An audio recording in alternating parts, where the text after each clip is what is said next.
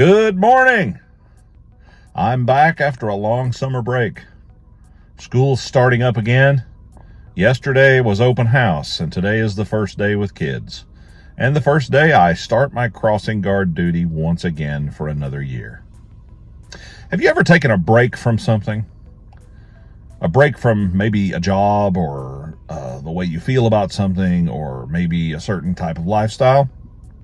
We'll talk about that in just a second.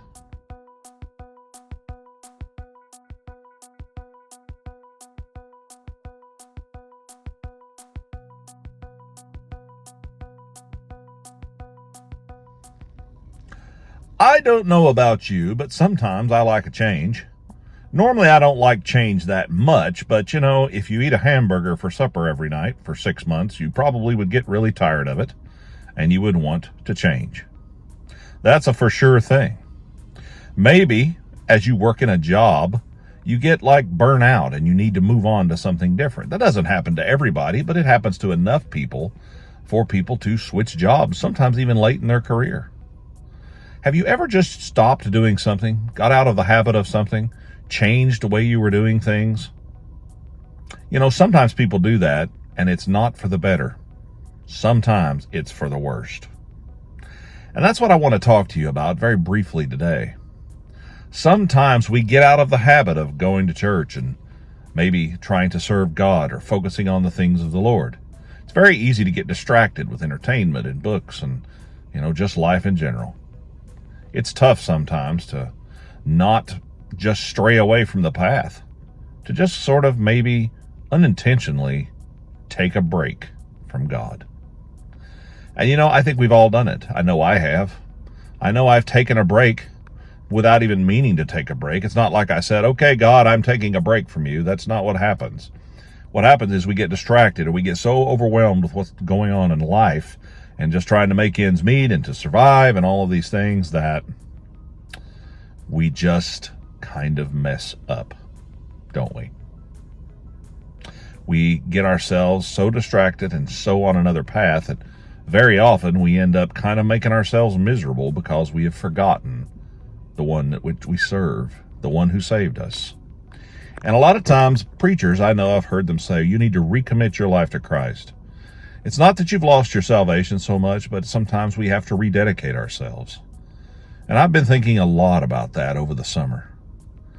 Sometimes my focus gets on other things, or sometimes the worries of my own life really make me just so concerned with those worries that I forget that God has everything handled. He really ultimately does. And that should be bringing me peace. And I should be filled with a sort of anticipatory joy rather than the dread of the things I see going on around me. It may be the end of time. It may not. But there are signs that tell us that things are going in a direction that ultimately will lead us to the end. Maybe not in our lifetime, maybe not 100 years from now. But the thing about it, it's very important to understand that we are living now in this present. We are here. We weren't born by accident in a time that we didn't belong in. We were born exactly when and where we were supposed to be. And we need to focus on our service to the Lord Jesus, doing the best we can. And so that's what I have rededicated myself to trying to do. Trying not to let the troubles of this world and the distractions, get me off track and into a different place and a different way of thinking. Oh, there's going to be worries and there's going to be things that I'm concerned about, but I don't want to forget what is truly important. And I hope you won't either. Now, if you're not a believer, you don't have that peace. And I hope you find it. I hope you find out who Christ is. And it will change your life. It certainly changed mine.